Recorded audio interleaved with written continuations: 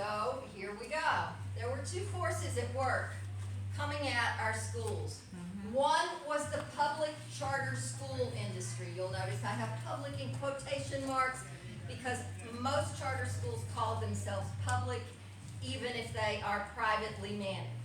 So, and pay executives exorbitant sums. So that's why it's in quotes. And then radical right-wing political interest. Now when I say that, we've all heard that kind of phrase thrown around, but we're talking serious here. Yeah. Steve Bannon in November said, in his War Room podcast, we're taking action. We're taking over the school boards. We're taking over the Republican Party with the precinct committee strategy. We're taking over all the elections. I don't know if you realize, but Bannon his family is from Chesterfield County, and he still spends a fair amount of time there and has a good number of allies in that neck of the woods. Also, the charter school industry. Nina Reese is the president and CEO of the National Alliance for Public Charter Schools. If you look at almost every one of our governor's PR events or press conferences, she'll be in the front row or somewhere right behind him in the photo. They have been waiting for these many years to get a real foot in the door in Virginia. But because of local approval requirements, they had not been able to break the market wide open, and Governor Youngkin had assured them he would help them. The other one, I don't know if you can see this real clearly. If y'all have been watching the January 6th Hearings. Thank you, hearings. Getting old really makes it hard on your vocabulary. Anyway, this lady here in the middle is Jenny Thomas, Clarence Thomas's wife. She is also a founder of the Council for National Policy, of Groundswell, of the Independent Women's Forum and all its collected organizations, which was formed to get her husband into office as a Supreme Court justice and to fight against abortion rights and women's rights long ago. But it has become a real powerhouse, the Independent Women's Forum. And she is here shown, very happy, at a Stand Up for Virginia school board protest in Fairfax in October of 2021. Sorry. We have a lot of other people who have showed up at various protests, not just in Fairfax, but certainly in Loudoun County. Ann Tatus is the resident down in Henrico and Chesterfield in Central Virginia, and she is another heiress with lots of money and nothing better to do. Here we've had Alex Jones. Loudoun, I believe, has had the Proud Boys. It's like a who's who of January 6th at our school board meetings. Really, you have a tendency to go, oh, it's just a bunch of disgruntled, partisan people, and then you realize these are people who do serious damage wherever they go. So, we had to come together. The woman this is one of the threats that came through to one of our school board members. They have received hundreds. If you talk with any of them, they will tell you about several. It says, listen, you B, quit telling us what to do. You're burnt like a moldy piece of toast, a liberal twat, a cancel culture cunt, a woke wombat, a freaking fascist, go live in Cuba. This was to a black school board member. Yeah, of course. It was from a Randy House, who is a Republican. As it turns out, he's from Michigan. Go figure. But he cares a lot about what happens in Fairfax. The other person here I want to tell you about is this lady right here with the mask on. These are the posse that comes to most of the school board meetings. This was back when masking was still an issue, and so they had some real fun with the mask. This is Ashra Nomani, who has been on the paid payroll of Jenny Thomas for the bulk of the time that she has been bringing a whole crew of people every other week to the school boards to harass the school board members and other people like gay students, other teachers, that sort of stuff.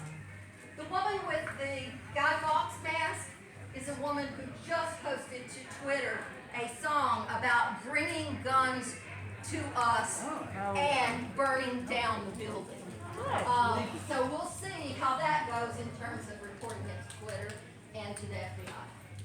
So, needless to say, when we realized all this, we began to say we got to do something. So we did. There are two other big people behind the scenes that we're looking at. Now, they represent multiple others, but I chose them largely because of their outsized impact. Betsy DeVos is still pushing for charter schools and vouchers, which is her big thing. And vouchers are basically the same thing meant to gut and privatize our schools. She owns her own, along with her 17 months. But one of hers got closed in the past year or so for not being fully compliant. This is Charles Koch, but his brother David ran in 1980 as a vice presidential candidate on the Libertarian platform. And I wanted you to see this because it tells you how long they've been trying to privatize the schools. It says, separation, we advocate the complete separation of education and state. Government schools lead to the indoctrination of children and interfere with free choice of individuals. Skip down, an interim measure to encourage the growth of private schools and variety in education. We support tax credits for tuition for other expenditures related to an individual's education. They were already supporting privatization in 1980. And that particular campaign, they only spent a couple of million on. Since then, both of these folks, along with several other billionaires, have spent hundreds of millions a year, not over the years, but a year, on attempting to privatize public schools. We'll talk about some of the other ways how in a bit. These are all the organizations and media groups that are trying to take down our schools as well. I'm not going to go into all of them, but as you can see, there's a lot of them. Any of them that know We what? just got a Moms for Liberty chapter. Oh, you lucky duck. That's what I was just about. Yes, they are developing quickly across Virginia. They were from other states, but they're definitely building very quickly. Let's see, was there something? Oh, one of the interesting things about this that we're going to have to look out for very closely is that a couple of the big guys have formed, one of their favorite things to do is to form faux media networks that then have these local newspaper, online media outlets, they do some podcasts and this, that, and the other. They'll stick a weather report and maybe a local news item on it, and then stick pure propaganda on and distribute it in a pinpointed way to a locality to support the candidates that they want elected in that region or district. They use this heavily during the Youngkin campaign, and there are those who say it may have made a substantive difference. So we're going to have to be on the lookout for that in our communities.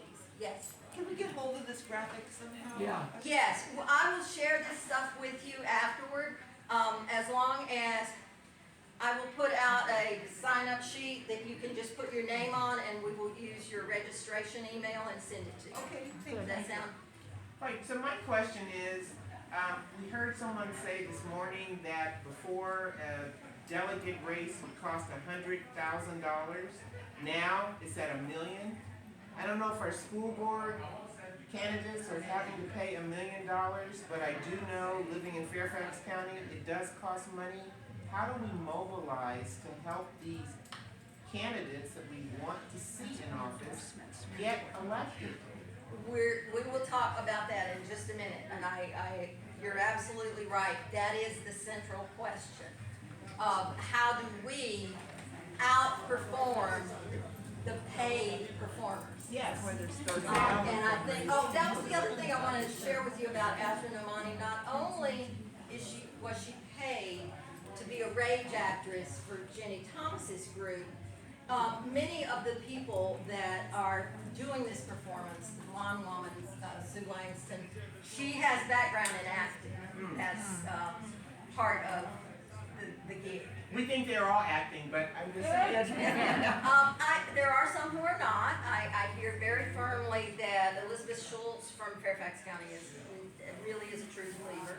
And I believe that because she was on the school board for 8 years, and that's a long time to keep a performance going. They managed to turn, like Moms for Liberty has managed to turn people who used to be allies to public education by convincing them that they've been excluded from their children's education. Like our vice president is somebody who would have been here 5 years ago. Well, let's try and get through this part, and then we are going to throw this open to have a conversation, and I'm going to encourage you guys at that point to sort of open up the room, and instead of sitting like a classroom, let's sit in a cluster and talk to one another about this. So why does public education matter, or does it? Well, one of the things we talk about, the cornerstone of an engaged and healthy democracy. Well, it's nice to talk about the founding fathers, but quite frankly, it is the cornerstone of today's democracy, not 1776's democracy. Because what we're about is something much farther reaching than it ever has been before. It's for everybody. For one thing, public schools are required, excellent public schools are required by the Virginia Constitution, so they don't get them, they're ours. They're protected under the Constitution. We want to provide education for all and to provide our communities, once again, with a common culture and understanding about the importance of learning, the magic of learning, of becoming, that our children get to experience in our public schools, and that we want all children to get the opportunity to have. Okay, so this talks about a strong workforce. I'm gonna, and for the sake of transparency, I'm going to tell you that I am not concerned with a strong workforce, and here is the reason why. We have a strong workforce. We have 21 different career and technology programs that are available almost universally across the state, even in the small districts. And we provide around 700,000 and 760,000 classes in career and technical education every year to students. We are not light on workforce training. We are light on training people, on taking over employee training for large corporations who could pay for their own. That's my take on that. I can't say that everybody for public education is as strong in that direction as I am, but just for the sake of transparency. Okay, so let's take a look at though, what has public education done that's important? Whoops, wrong one. Here we go. Come on, next slide. Come on. Lower right corner, pick the one that says slide view.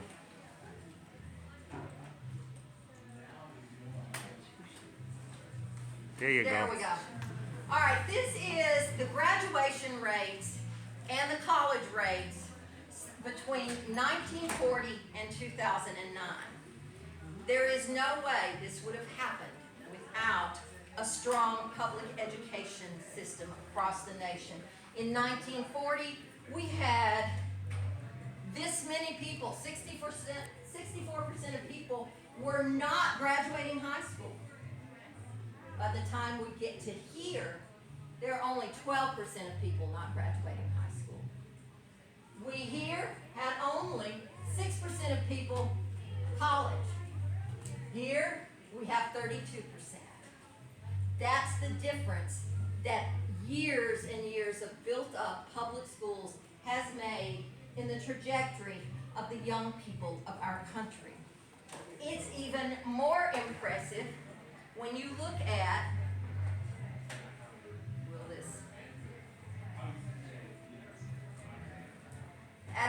this one. This one is about life expectancy. You can say that neither of these is necessarily the credit to the public schools, but I would say that it's highly unlikely that if we had had an uneducated populace, that we would have net gained, for the men and women is for a conglomerate of all men and women. The breakouts on the side are the demographics for black men and women. In terms of gain, from 1948 to 2015 in life expectancy. Men lived 12.1 years longer, women 11.3, black men 13 years longer than they did in 1948, and black women 15 and a half years longer than they used to. We could not have developed that healthy a populace without healthcare people being trained, without learning science, biology, teaching health courses in our school classes, and developing an educated and discerning population. I'd say that makes public schools pretty much worth it. Is an extra 10 years of life make public schools worth it? Well, it does for me. I'm old enough to really appreciate another 10 years. So, during that time, culturally, we have experienced the civil rights movement, we have experienced the women's rights movement, the disabilities rights movement, and the LGBTQIA plus movement, and now into neurodiversity.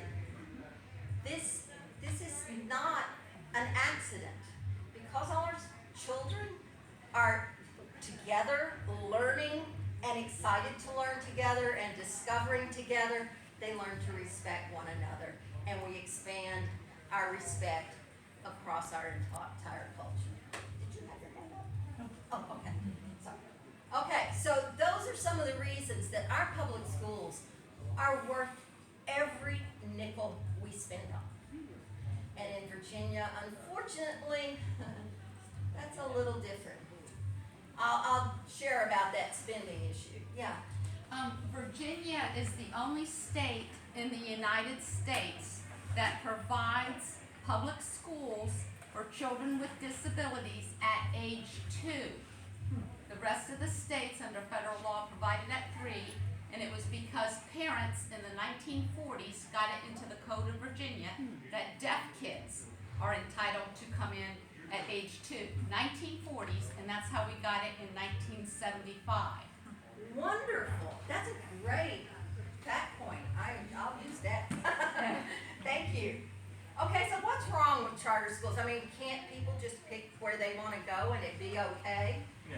Well, there's one problem, and that is that in the first 3 years, about 18% of them close, and after 5 years, about half of them have closed. And very few make it to the length of time that a child could enter in first grade and graduate in 12th. Just doesn't last. And when they leave, they fold the tents, take the real estate, and the money with them. So that's one of the big problems. We do have charters here in Virginia. We have 9. They were all approved by localities. We have magnet schools that are very similar to a charter school. And the lab schools that Youngkin had wanted as his last bill, he hoped to get through, and he did, for charter schools in Virginia, he called lab schools. But they have very similar structures to a charter school, and to our magnet schools, in that they will have an independent regional, they will have an independent board that is neither the university nor the state, and that board will administer that school. And so there are lots of, and they will have an application process, which is a hallmark of charters and of other elite privates. So there's a lot of things wrong with charter schools. They start from the false premise that our schools are failing, and frankly, they're not. This is a photograph. I love this photograph. This is a photograph of Annandale High School's graduation.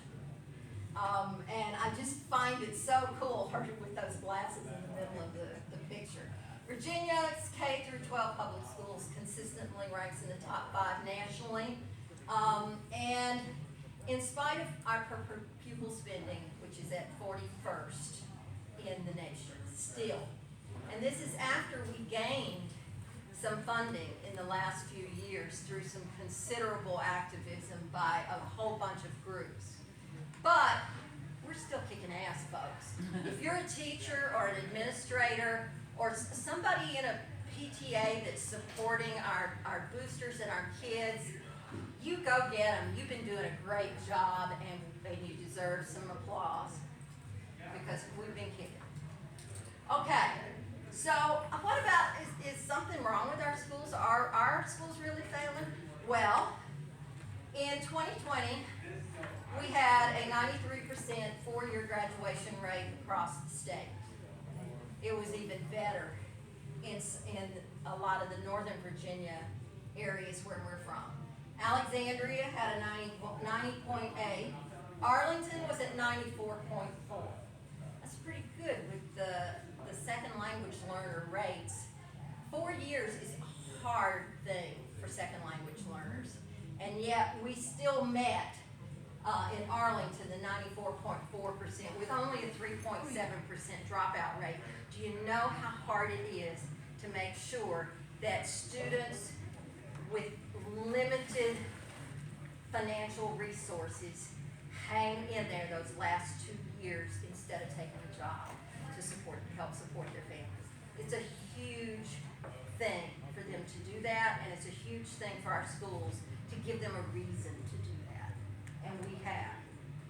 Fairfax County's rates, 94.6, Falls Church, 98.5, and Loudoun County, you take the bow with 97.6. That is a huge 1.4% dropout rate. That's like a 0 dropout rate. Most of those kids just move to another county, I'll assure you. It's hard to keep track of the ones that move around a lot. Prince William still did fine with the 92.8%, which was right at about what the state average was. So no, we're not failing on our graduation rates, as Amy Guidera, our Secretary of Ed, seems to want to insist. Okay, so what are the tactics that they're using? They're focusing on divisive issues. We've seen them all. Books, LGBTQIA, and mask, and CRT, and they've been doing legal challenges, recall of the elected officials, nuisance FOIAs to break the bank. The amount of money our localities are having to spend on FOIA requests that are nonsensical is staggering. It's a huge bill they're having to pay, and that comes straight out of what our kids need for their education. They are also stacking elections with radical election officials. They have been trying to gerrymander. They are conducting voter suppression. And here's the one that's been around for 20 years. They have created high-stakes accountability assessments for schools, teachers, and students in an effort to lay claim to the idea that schools are failing. Because you set up a test that no one can pass. Our kindergarten students are taking tests that are aligned to second grade developmental markers. That's how bad it's gotten for these. So, in order to create those, they had to create high stakes assessments. The teacher evaluation system is made to fail. Yes, we do. Are private entities and charter schools required to take the same test? No. Charters are outside of that. So it's a one-sided testing. Okay, just checking. They are, I believe that if you get state money, you are required to take the SOLs, but you're not, here's the thing about SOLs. They will not close a charter school for SOL failures. They will close a public school for failure. Interesting. Okay, thank you. And so, you can keep getting your money. Your money's not taken away as a charter school if you fail the SOLs, but if you're a public school, Okay. you suddenly go into accreditation hell. Correct me if I'm wrong, charter schools in the scenarios where they are, a lot of them choose to take the SOLs or the state standard tests where they don't ever perform better. Some perform as well. But keeping in mind that they selected every one of their students? Well, this is the other thing, back to the thing about what's wrong with charter schools, is they do have they They select pick out their their blueberries. students. And then they counsel out students who are expensive, such as special ed students, any kind of special needs student, and they counsel out any student that is too much trouble. And they also all came from families where the parents applied to the schools and jumped through all the hoops to get them in there. And they still can't do any better. So, okay, so the political stage is coming, and this is what's looking to the future. All of what I've just talked about is the past and the present, what's happening. But what we've got now, and this is where we have to kick in. Virginia's 2023 elections are going to be the largest statewide elections we've had in many, many years. Almost all of the school boards, the boards of supervisors at the county and town levels, the House of Delegates, and the Virginia Senate will all be up for election. Right now, we are one vote in the Senate away from losing, as they were saying out there, our women's reproductive rights. We are also that same one or two votes, depending on which one of them walks out and which one of them actually votes that day, of having this problem with all of our public school issues. So here's the challenge I want to issue to you. Most of the years, we look ahead and we say, we want to hold on. We want to hold on to the Senate. We want to recover the House and with one or two votes to spare. Here's what I want to say to you. If we do that, we will spend a miserable 3 years fighting the governor off. The only way we can have a goal that will fix this, and this is the hardest thing I've challenged anybody with in a few years, is to have a veto-proof majority in both houses. I have had many people tell me, you can't do that, that's impossible. In that regard, I would like to tell you a quick story. In 2017, the Red for Ed movement was moving around the country. West Virginia got shut down all 55 schools to do a wildcat walkout. I was at the time, and still am, the administrator for the Facebook group Badass Teachers of Virginia. We were already doing assorted work, and we had people from all around the state, and I started getting these messages. We have to do something. When are we going out? What are we gonna do? When are we marching? What, you gotta do something. Came to the point that either those of us with the t-shirts had to do something or turn in our t-shirts. Because so many people were saying, we gotta do something. I went to people I knew who had good power bases and said, this is what we wanna do. We wanna march on the Capitol. And they said, you can't do that. That's impossible. That was the first meeting was in early May of 2018. In January of 2019, we took roughly 4,000, 3,500, 4,500 people. Different journalists estimate it differently, but there seemed to be a consensus that it was the largest march on the Capitol since the suffragettes. Now we did that. Nobody did it alone, but we we all did it by each one reaching out to one, by contacting every corner of the Commonwealth. We called people in Wise and in Bristol, we called people in Winchester, we called people in Virginia Beach and in Accomack County, we called people in Allegheny and Roanoke. We talked to, I sent 31,000 emails. We did what everyone said could not be done. Now that did not necessarily change the next couple of items that happened. In January, we marched. In November of that year was the year we took the House and Senate and governorship for the first time since 1994. And all of those people had conversations with pro-public schools people about making their commitments to us. And that happened through a lot of organizations. We went to every organization. VEA was there, AFT was there, both unions. SEIU was there, the firefighters were there, the policemen were there. We all went to bat for our kids. So what happened then, we took the government's seats of power, and that year we said, well, now what we want is collective bargaining for public workers. And guess what they said? It's impossible, you can't do that. It'll take 10 years. That year, we got, now it's permissive, it's not a strong bill, but we can collective bargain as public sector employees across Virginia if we get our localities to go along with our resolutions that we take to them. That's the first time since 1977. It had been illegal for anybody in Virginia that worked for the state or the localities to bargain for dignity since 1977.